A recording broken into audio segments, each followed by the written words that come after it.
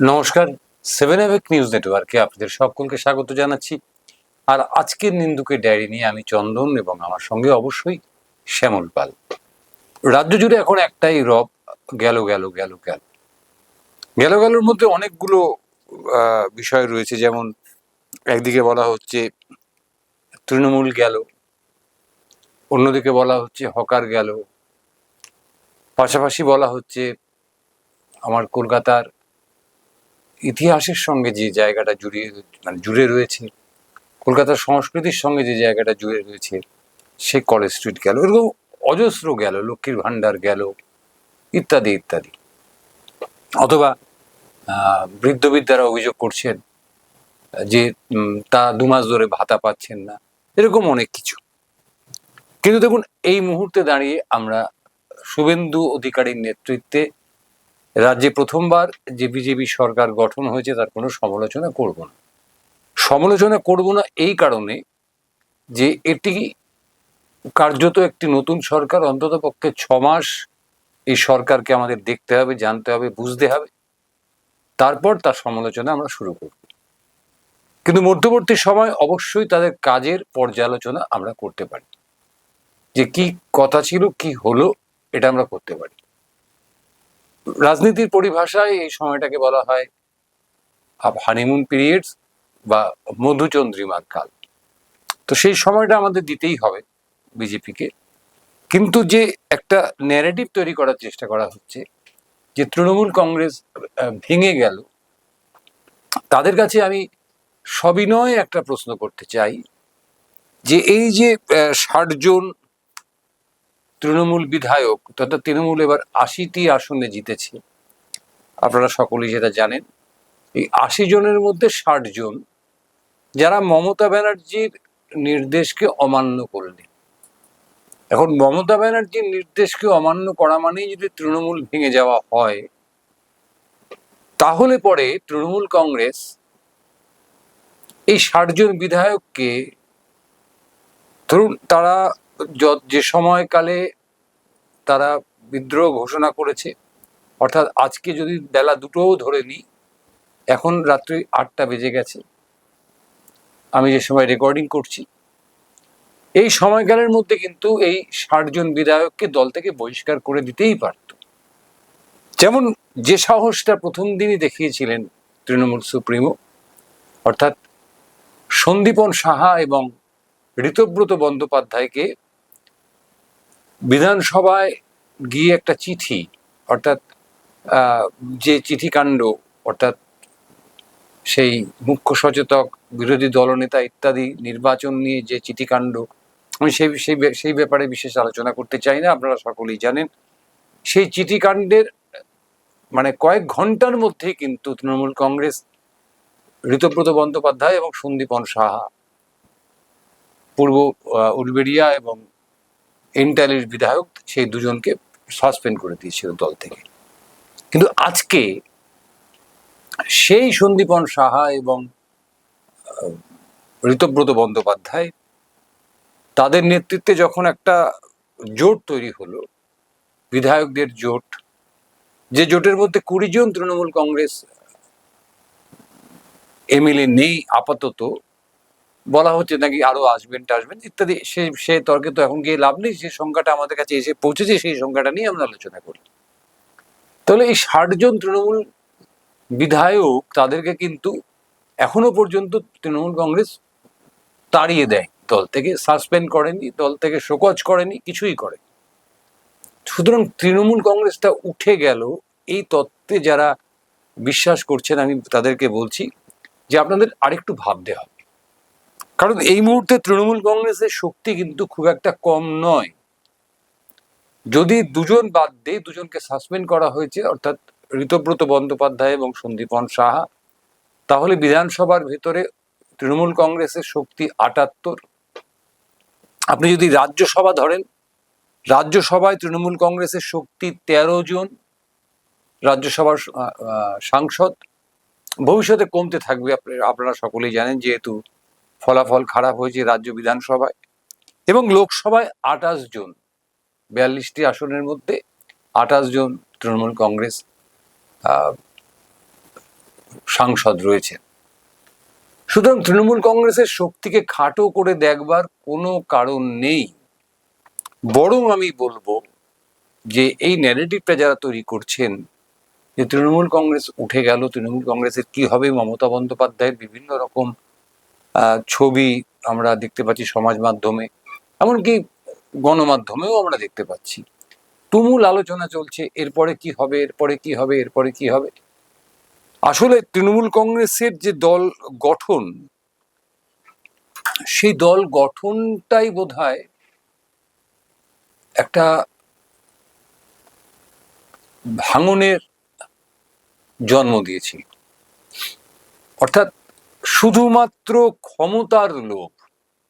আমি বলতে বাধ্য হচ্ছি বন্ধুরা, যারা আমার তৃণমূলী বন্ধু আছেন তারা আমাকে ক্ষমা করবেন। আমি আপনাদেরও জিজ্ঞাসা করছি যে 1998 সালের 1 জানুয়ারি যখন অফিসিয়ালি তৃণমূল কংগ্রেসের আবির্ভাব ঘটল পশ্চিমবঙ্গের রাজনীতিতে, তার আগে থেকেই একটা প্রক্রিয়া চলছিল, 94 সাল থেকেই একটা প্রক্রিয়া চলছিল কার্যত। তো সেই দিন আমি ধরে নিচ্ছি 1 জানুয়ারি 1998 সাল তৃণমূল কংগ্রেস প্রতিষ্ঠা হলো। কি কারণে প্রতিষ্ঠা হলো? এই প্রশ্নের জবাবটা যদি আপনারা কেউ আমাকে একটু সুস্পষ্টভাবে দিতে পারেন। কারণ মমতা বন্দ্যোপাধ্যায় বলেছিলেন যে কংগ্রেসে থেকে, অর্থাৎ জাতীয় কংগ্রেসে থেকে এ রাজ্যে যে সিপিআইএম এবং বামফ্রন্টের যে জগদ্দল পাথরের মতন যে শাসন ব্যবস্থা, সেই শাসন ব্যবস্থার বিরুদ্ধে লড়াই করা যাচ্ছে না। তার মানে কি, বামফ্রন্টকে উৎখাত করতে হবে।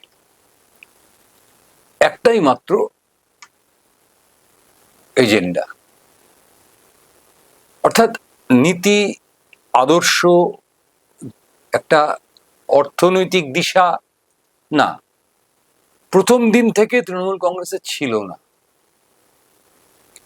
আপনার পাড়ায় যে ক্লাবটা রয়েছে, আপনার পাড়ায় যে কমিটিটা রয়েছে, যে উন্নয়ন কমিটি রয়েছে, উন্নয়ন সমিতি রয়েছে, আপনি দেখুন তারও একটা গঠনতন্ত্র রয়েছে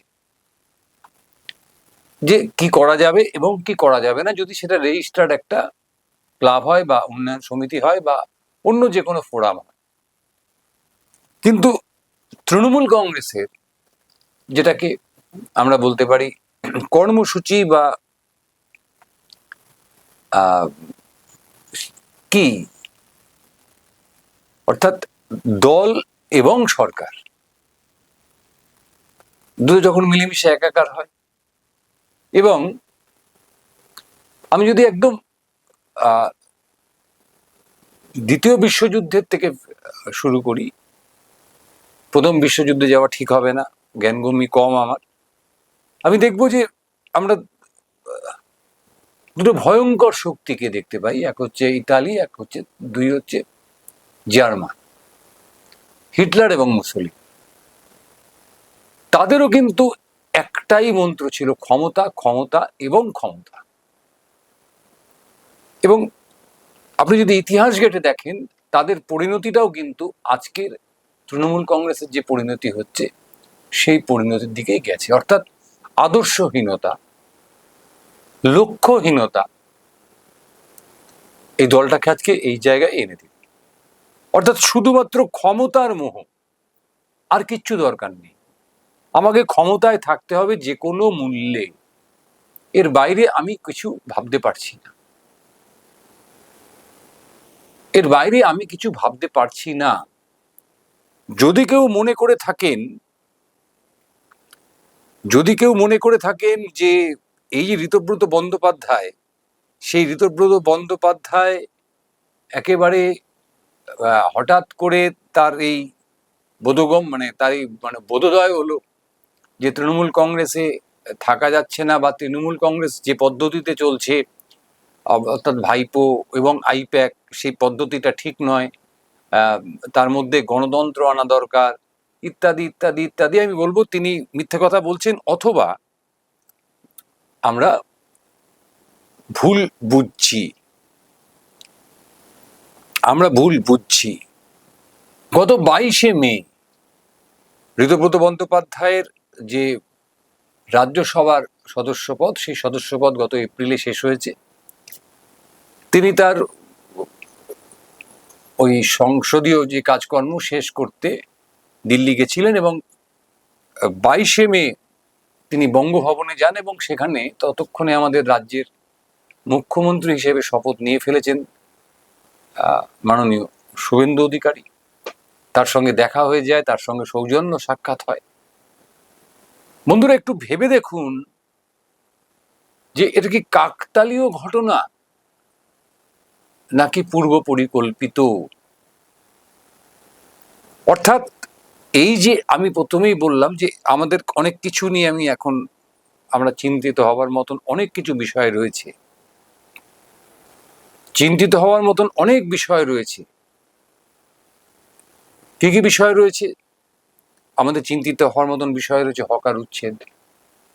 যেভাবে ভারতীয় রেল কার্যত বলপূর্বক হকার উচ্ছেদ করছেন, আমি একেবারে সংবিধানের ধারা উল্লেখ করে আপনাদের বলতে পারি যেটা বেআইনি হচ্ছে। যেভাবে হাজার হাজার মানুষ এবং তাদের উপর নির্ভরশীল লক্ষ লক্ষ মানুষ, তাদের রুটি রুজিতে টান পড়ছে, তাদের দুবেলা কি খাবেন সেই প্রশ্ন তাদের সামনে উঠে আসছে। যেভাবে একের পর এক দুর্নীতি নতুন করে ফাঁস হচ্ছে, তৃণমূল কংগ্রেস কার্যত নাজেহাল হয়ে যাচ্ছে। শুধু তৃণমূল কংগ্রেস নাজেহাল হচ্ছে না, তার সঙ্গে যদি গোড়া ধরে টান দেওয়া যায় তাহলে দেখা যাবে হয়তো আরো অনেক অনেক বড় মাথারাই এখানে চলে আসতে পারেন। এই সমস্ত কিছুকে আড়াল করে দেওয়ার জন্য মানুষের মধ্যে একটা ক্ষোভ তৈরি হয়েছে লক্ষ্মীর ভান্ডার নিয়ে। অর্থাৎ লক্ষ্মীর ভান্ডার আমরা মানছি যে মমতা বন্দ্যোপাধ্যায় যে পদ্ধতিতে, যে ডোল পলিটিক্সে বা যে পপুলিজমকে অনুসরণ করে, অর্থাৎ মনোরঞ্জনবাদকে অনুসরণ করে লক্ষ্মীর ভান্ডার চালু করেছিলেন, তাতে অনেক ফাঁক ছিল। সেই ফাঁকগুলো আমরা খবর পাচ্ছি যে প্রচুর পুরুষ তারা লক্ষ্মীর ভান্ডার থেকে উপকৃত হয়েছেন, বছরের পর বছর উপকৃত হয়েছেন। এবং আমি শুভেন্দু অধিকারীকে নয়, বিজেপি সরকারকে অভিনন্দন জানাবো যে হ্যাঁ, ঠিক আপনারা একটা পদক্ষেপ ঠিক নিয়েছেন যে যাদের প্রকৃত প্রয়োজন আছে শুধু তারাই অন্নপূর্ণা যোজনার অন্তর্ভুক্ত হোক। কিন্তু যারা লক্ষ্মীর ভান্ডার পেয়ে এসছেন এতদিন ধরে, অভ্যাস হয়ে গেছে 21 সাল থেকে 26 সাল পর্যন্ত, অর্থাৎ 5 বছর টানা, যাদের এই অভ্যাস হয়ে গেছে মাসের শেষে গিয়ে বা মাসের প্রথমে একেবারে যাকে বলে কার্যত ফোকটিয়া 1,500 টাকা আমরা অতীতে দেখেছি যে কেউ বলেন আমি লিপস্টিক কিনি, কেউ বলেন আমার বরের কাছে হাত পাততে হয় না আমার বিউটি পার্লারে যাওয়ার জন্য, কেউ বলেন মোবাইলের রিচার্জগুলো তো করে নিতে পারি ইত্যাদি। অর্থাৎ চাল ডাল কিনি না, ছেলের স্কুলের মাইনে দিই না, মাস্টারমশাই মাইনে দিই না, কি করি, লিপস্টিক কিনি, স্বামীর কাছে হাত পাততে হয় না ওই বিউটি পার্লারে যাওয়ার জন্য। এদের যদি বাদ দেওয়া হয় আমার চাইতে খুশি বা আমাদের চাইতে খুশি আর কেউ হবে না। কিন্তু মাথায় রাখতে হবে এরাও কিন্তু মানুষ এবং এরাও কিন্তু ভোটার, এবং এদের মধ্যে একটা বিক্ষোভ জমা হচ্ছে। তো এটা আলোচনার বিষয় হতে পারে। এই যে মহিলাদের বাসে ফ্রি করে দেওয়া হলো এবং তারপর থেকে দেখা যাচ্ছে যে দেখুন, আমি মানছি যে কলকাতা থেকে শিলিগুড়ি প্রচুর মানুষ যেমন বেড়াতে যান, তার চাইতেও বেশি মানুষ রোজ সেখানে কাজে যান। সেখানে হয়তো প্রচুর মহিলারাও কাজে যান, কিন্তু যে মহিলাকে কলকাতার থেকে শিলিগুড়িতে কাজের জন্য যেতে হয়, তিনি নিশ্চয়ই কারো বাড়িতে কাজ করতে যান না। অর্থাৎ ওই আমরা যাদের কাজের মাসি বলি, অর্থাৎ তিনি যথেষ্ট রোজগার করেন বলেই বা একটা ভালো পদে আছেন বলেই তাকে কলকাতা থেকে শিলিগুড়ি যেতে হয় মাঝে মাঝে। সুতরাং তিনিও বিনা টিকিটে যাবেন, এটা কিন্তু মেনে নেওয়া যায় না। কলকাতা থেকে শিলিগুড়ি আর দীঘা কোশমিনকালে কেউ কাজে গেছে বলে আমি শুনিনি। হ্যাঁ, নিশ্চয়ই ব্যবসায়ীরা যান, সেটা আলাদা কথা। এই যে দীঘা যাওয়ার বাস, সেখানেও ফ্রি। এইভাবে যদি শুরুতেই সেই মনোরঞ্জনবাদকে আঁকড়ে ধরে সরকারের প্রতি মানুষের আকর্ষণ বাড়াবার চেষ্টা করা হয়, তাহলে এই তৃণমূল সরকার, যে সরকার বিদায় নিয়েছে, সেই সরকারের সঙ্গে নতুন সরকারের তফাৎ করা বোধহয় খুব কষ্ট হবে। কারণ মহিলারা অবশ্যই বাসে আলাদা করে তাদের জন্য ব্যবস্থা থাকতে পারে, কিন্তু তারও একটা ক্যাটাগরি ঠিক হোক। আমি নিজের আজকের অভিজ্ঞতা থেকেই বলছি, আমরা আজকে যখন আমরা বেরিয়েছি সার্ভে করতে, তখন দেখছি যে এসি বাস এখন বেশিরভাগ সরকারি বাসই এসি। কারণ আমার শহর কলকাতার মধ্যে সরকারি বাস কমে গেছে, খুব কমে গেছে। আপনার যতগুলো রুট রয়েছে তার ম্যাক্সিমামটাই বাতানুকূল বা এসি। সেখানে মহিলাদের লাইন, এবং মহিলাদের আগে সুযোগ দেওয়া হচ্ছে বাসে ওঠার, যারা টিকিট কাটবেন না, 0 পয়সায় যাবেন। আর পুরুষেরা তারা লাইনে দাঁড়িয়েই আছেন, হয়তো সেই বাসটা মিসই করলেন, তারা উঠতে পারলেন না, কারণ মহিলারা সবাই আগে উঠে বাস ভর্তি করে ফেললেন, যেখান থেকে 1 পয়সা রোজগার হবে না কাজ সরকারের। কিন্তু সেই সব মহিলাই কি বাসের ন্যূনতম যে ভাড়া, সে ভাড়াটা দিতে অপরাগ? শুধুমাত্র মহিলাদের মন জয় করার জন্য যেমন তৃণমূল কংগ্রেসের সময় লক্ষ্মীর ভান্ডার যাচাই না করে যা খুশি করে বিলি করা হয়েছিল, ঠিক একইভাবে যদি এই সরকার, আমি যেটা প্রথমেই অভিনন্দন জানালাম সরকারকে, যে অন্নপূর্ণা যোজনার যে ব্যবস্থা করা হয়েছে, যেখানে খুব কড়াভাবে যাচাই করে নেওয়া হচ্ছে যে সে প্রকৃতভাবে তার টাকা পয়সার দরকার আছে কিনা, ঠিক একইভাবে এই বাসের যে ভাড়া না দেওয়ার বিষয়টা, সেটাও বোধহয় ভেবে দেখা দরকার। আবারও মূল প্রসঙ্গে ফিরে আসি, যে এই যে সমস্যাগুলো আমাদের, আপনি ভাবুন, নির্বাচনের ফল বার হওয়ার পরে 4 বার পেট্রোল ডিজেলের দাম বাড়লো। নির্বাচন চলাকালীন অবস্থার থেকে আজকে পর্যন্ত 4 বার আপনার এটা তো বললামই, পেট্রোল ডিজেলের দাম বাড়ল। আপনার পেট্রোল ডিজেলের দাম বাড়া মানে সমস্ত জিনিসপত্রের মূল্য বৃদ্ধি হওয়া। তা আমাদের আলোচনার বিষয় হওয়া উচিত এটা, যে কিভাবে পেট্রোল ডিজেলের দাম, শুধুমাত্র মধ্যপ্রাচ্যে যুদ্ধ হচ্ছে বলেই আমার পেট্রোলের দাম বেড়ে যাবে, ডিজেলের দাম বেড়ে যাবে, প্রধানমন্ত্রী ঘোষণা করবেন যে আপনারা গাড়ি চড়া একটু কমিয়ে দিন, আপনারা বেসরকারি সরকারি পরিবহন বা বেসরকারি গণপরিবহন ব্যবহার করুন, ইত্যাদি ইত্যাদি। তাহলে পরে আমার একটা প্রশ্ন থেকে যায়, যে এই যে হাজার হাজার সরকারি যে কর্মী, সরকারি আপনার আমলা, মন্ত্রী, নেতা, তাদের পেছনে যে আরো হাজার হাজার গাড়ি দৌড়ে বেড়াচ্ছে, সেগুলোকেও একটু কমানো যায় না? আমাদের আলোচনার মধ্যে কি সেগুলো আসতে পারে না? আজকে কেন অভিষেক বন্দ্যোপাধ্যায় মার খাচ্ছেন রাস্তায়? আমার খুব মনে আছে, যখন এসআইআর চলছে, এই আমার অফিসের সামনে দিয়েই প্রথম এসআইআর শহীদ বলে যাকে চিহ্নিত করা হয়েছিল, প্রদীপ, পদবিটা মনে করতে পারছি না, বোধহয় সরকারি হবে, কারণ আর না, প্রদীপ কর, কারণ জাস্টিস ফর প্রদীপ কর এমন একটা স্লোগান হয়েছিল। তো এই আমার অফিসের সামনে দিয়েই অভিষেক বন্দ্যোপাধ্যায় গেছিলেন সেই প্রদীপ করের বাড়িতে। আমরা দেখেছিলাম যে সেই দিনটা আমাদের কাছে কি বিভীষিকাময় হয়ে গেছিল। ঘর থেকে বেরোনো যাচ্ছে না, দোকানে যাওয়া যাচ্ছে না, অর্থাৎ নিরাপত্তার বজ্র আঁটুনিতে মানুষকে আটকে রাখা হয়েছিল। কিন্তু কে এই অভিষেক বন্দ্যোপাধ্যায়? এই প্রশ্নটা কিন্তু আমার প্রথম যে আলোচ্য বিষয় ছিল, অর্থাৎ মমতা ব্যানার্জি তৃণমূল কংগ্রেস কি ভেঙে গেল, এই প্রশ্নের সঙ্গে কিন্তু এটা খুব অত্যন্ত জরুরি একটা আলোচনা। কে এই অভিষেক বন্দ্যোপাধ্যায়? তার রাজনৈতিক ইতিহাস কি? আপনারা বলবেন যে এতদিন তো আপনি এই কথা বলেননি, নিন্দুক তো এই কথা বলেনি। বলার প্রয়োজন হয়নি এই কারণে যে আপনারা সকলে তখন তৃণমূল কংগ্রেস ছিল। আজকে কিন্তু আপনারাই প্রশ্ন করছেন যে কে এই অভিষেক বন্দ্যোপাধ্যায়, কি তার ইতিহাস। হ্যাঁ, তাই কে এই অভিষেক বন্দ্যোপাধ্যায়, যদি প্রশ্ন করেন কে এই ঋতব্রত বন্দ্যোপাধ্যায়, উত্তর দিতে পারবে।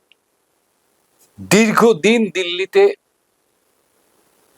ছাত্র সংগঠন, বাম ছাত্র সংগঠন করার সুবাদে পরিচিতি লাভ,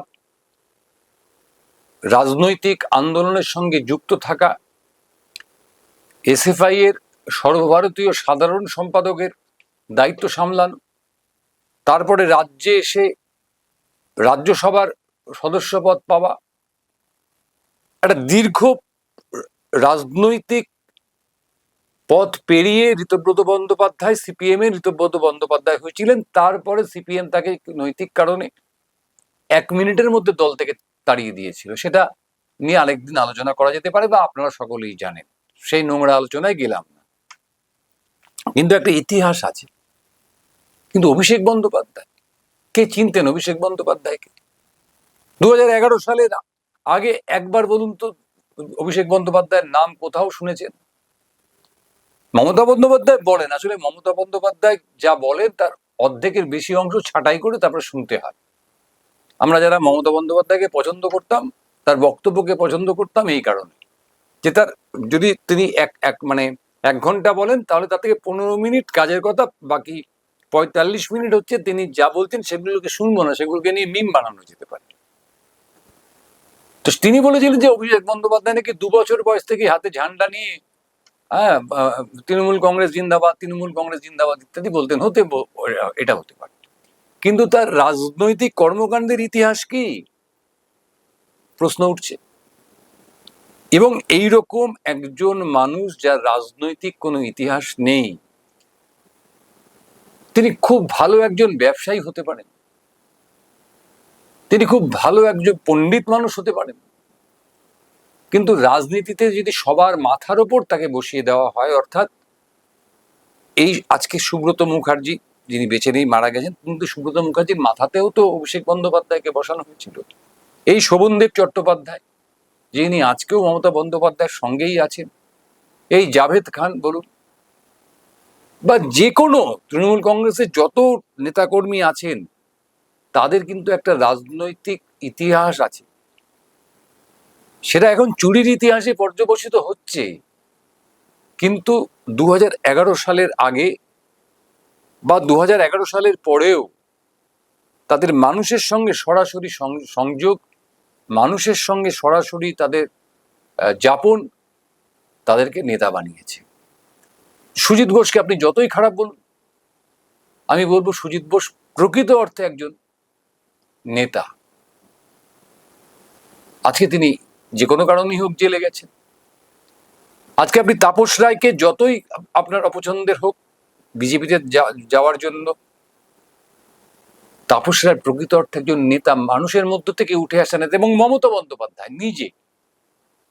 নিজের সঙ্গে তুলনা করে দেখতে পারতো আজকে, যে আমি কাকে নিয়ে এসে সবার মাথায় বসাচ্ছি, এবং আমার মাথাতেও কার্যত বসাচ্ছি, যার কোনো রাজনৈতিক ইতিহাস নেই, যে বোঝে শুধুমাত্র কিভাবে একটা কর্পোরেট ইমেজে একটা গুছিয়ে নেওয়া যায় বিষয়টা, এবং সেই গুছিয়ে নেওয়ার বিষয়টাই কিন্তু মমতার দলকে আজকের যে পরিস্থিতি, সেই পরিস্থিতিতে এনে দাঁড় করালো।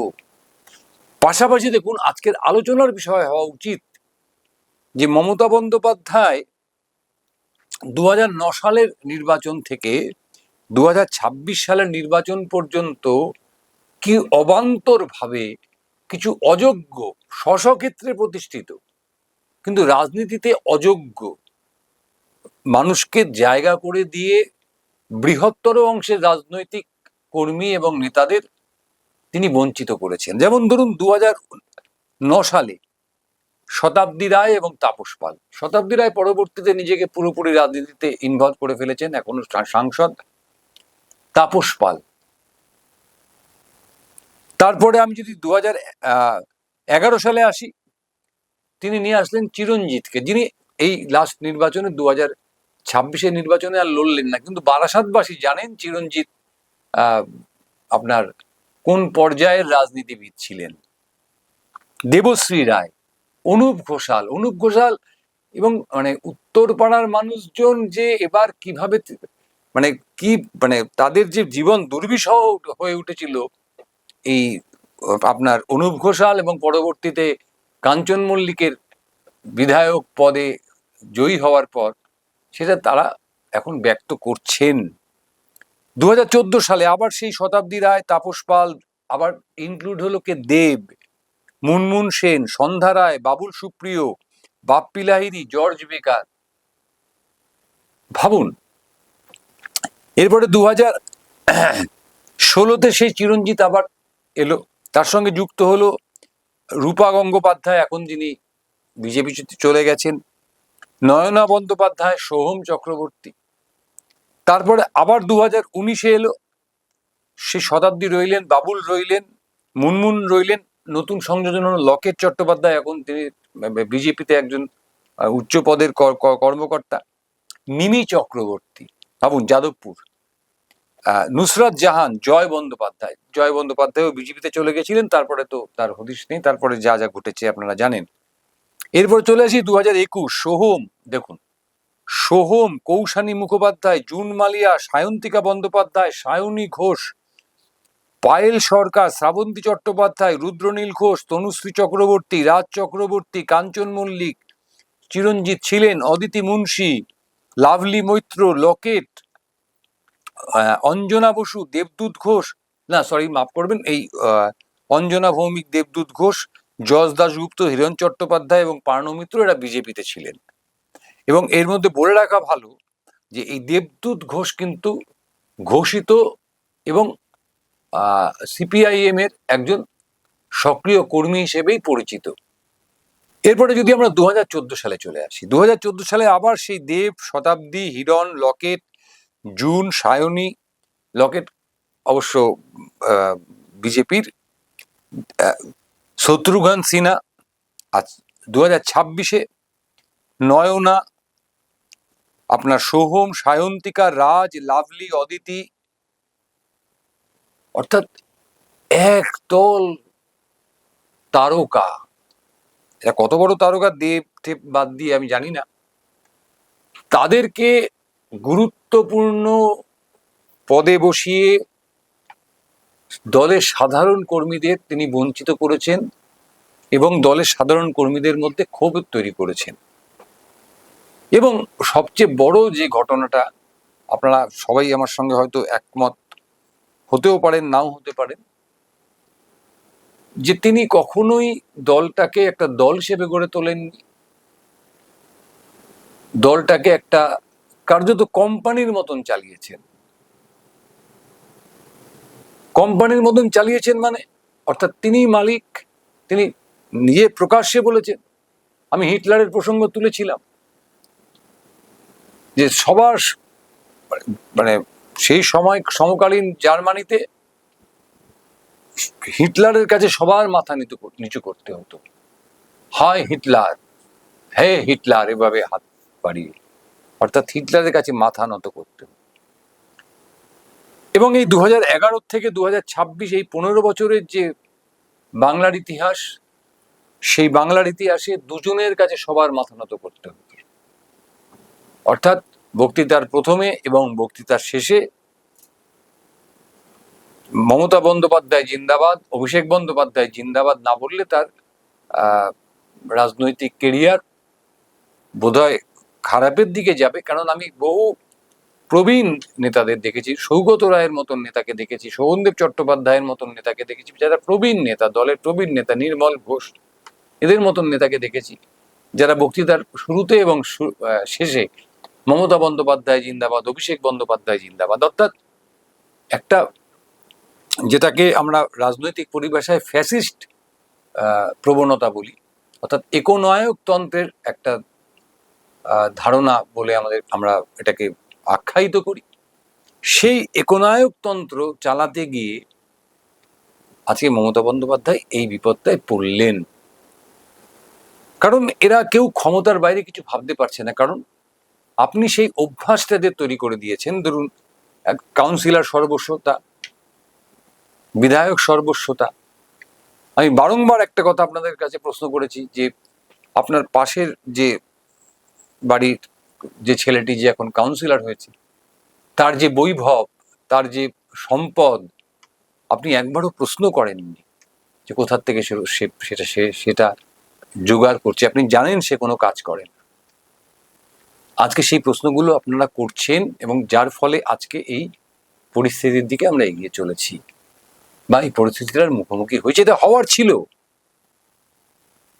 এবং এর পাশাপাশি গত নির্বাচনের আগের থেকে বামেদের যে একটা নবজাগরণ বলতে পারি, অর্থাৎ আমরা এমন ব্রিগেড দেখলাম আপনার 2024-এর লোকসভা নির্বাচনের আগে, যে ব্রিগেডে আমরা দেখলাম সূর্যকান্ত মিশ্র, বিমান বসু, এদের মতন তাবড় নেতারা অডিয়েন্সে বসলেন, অর্থাৎ শ্রোতার আসনে বসলেন, মঞ্চ কাঁপিয়ে বক্তব্য রাখলেন মীনাক্ষী মুখোপাধ্যায়, ধ্রুবজ্যোতি সাহার মতন এই প্রজন্মের নেতারা। এবং তার পরবর্তী সময় এই প্রজন্মের যে নেতারা, যে প্রজন্মের নেতা বলে একটা সময় সিপিএম এ রাজ্যসভার আপনার আসন পেয়েছিলেন, টিকিট পেয়েছিলেন বা জিতেছিলেন ঋতব্রত বন্দ্যোপাধ্যায়, তারপরে তার পদস্খলন, সিপিএম থেকে তার বিতরণ, সেই পর্ব শেষ।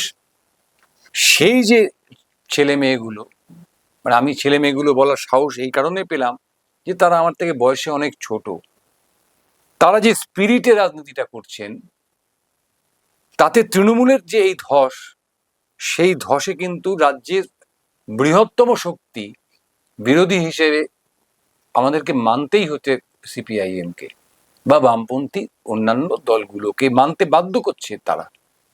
কালকে যখন যাদবপুরে সারা রাত জেগে এই বামপন্থী নতুন ছেলে মেয়েগুলো, সৃজন থেকে শুরু করে অন্যান্যরা, তারা বুলডোজার আটকে দেয়, তখন ওই গরিব প্রান্তিক মানুষ তারা কিন্তু সিপিআইএম দলটাকে আবার নিজের দল বলে ভাবা শুরু করে বা করছে।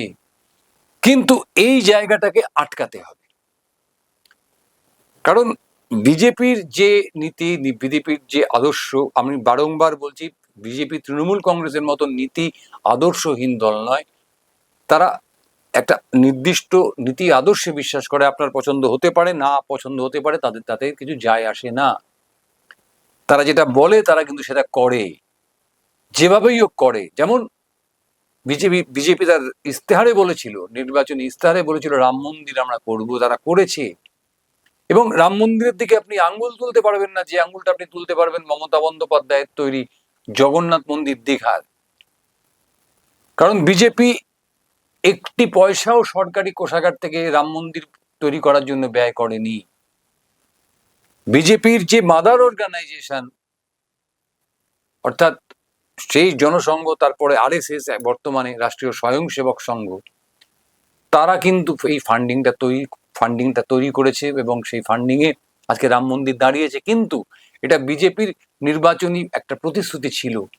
সুতরাং যারা রাম মন্দির তৈরি করে দিতে পারে বাবরি মসজিদের জায়গায়, তারা সবকিছু করতে পারে, এটা কিন্তু আমাদেরকে মাথায় রাখতে হবে, আপনার পছন্দ হোক বা না হোক।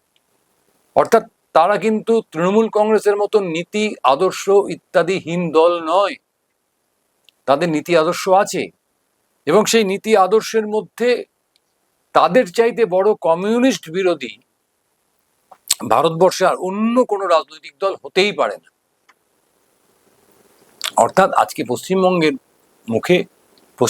বুকে মুখোমুখি দাঁড়িয়ে পড়েছে দুটো সবচাইতে পরস্পর বিরোধী রাজনৈতিক শক্তি।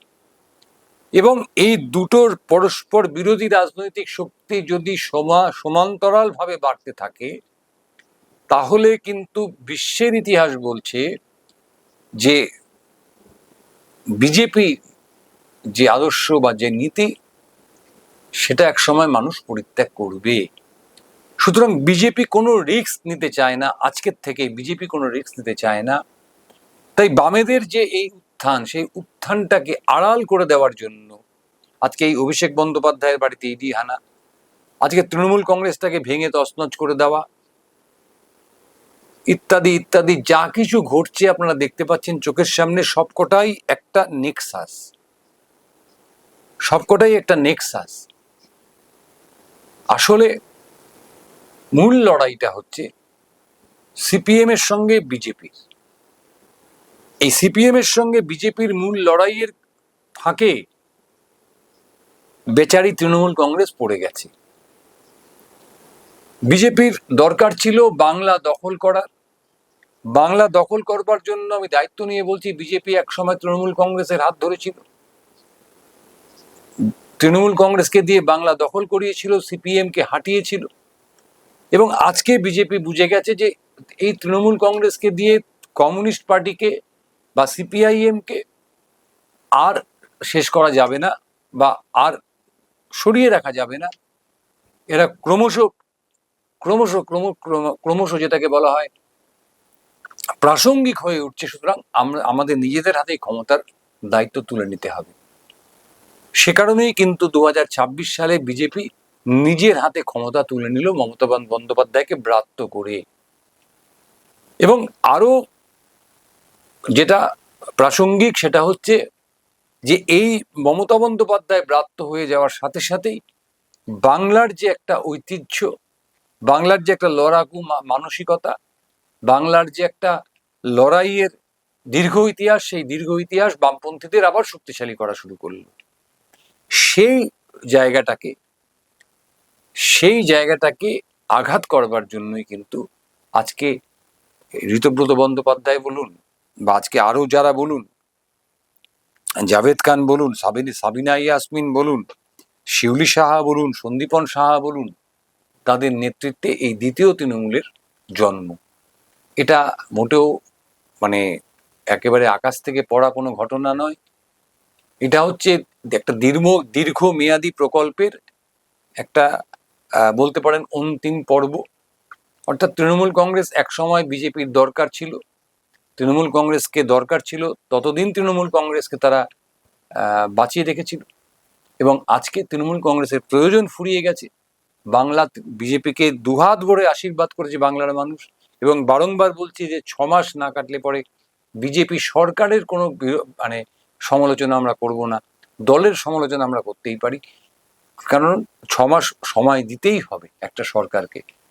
আমরা সেটাই করলাম। অর্থাৎ এই যে তৃণমূল কংগ্রেসের অবলুপ্তি, এটা হওয়ারই ছিল, কারণ তৃণমূল কংগ্রেস কখনো কোনো রাজনৈতিক দলই ছিল না। বিজেপির মনে হয়েছিল যে তারা সরাসরি বাংলা দখল করতে পারবে না, সিপিএম কে হাঁটাতে পারবে না, তাই মমতা বন্দ্যোপাধ্যায়কে সামনের সারিতে রেখে তারা বামফ্রন্টকে তাদের মসনদ থেকে সরিয়েছিল, বাংলার শাসন ক্ষমতা থেকে সরিয়েছিল। আজকে মনে হয়েছে আর মমতা বন্দ্যোপাধ্যায়কে দরকার নেই, তাই মমতা বন্দ্যোপাধ্যায়কেও সরিয়ে দিল।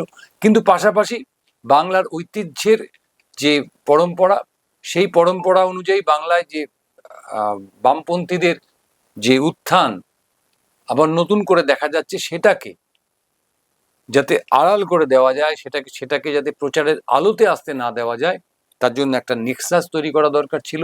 এবং সেই নেক্সাসটাই হলো আজকের ঋতব্রত বন্দ্যোপাধ্যায় অ্যান্ড কোম্পানির যে কার্যকলাপ।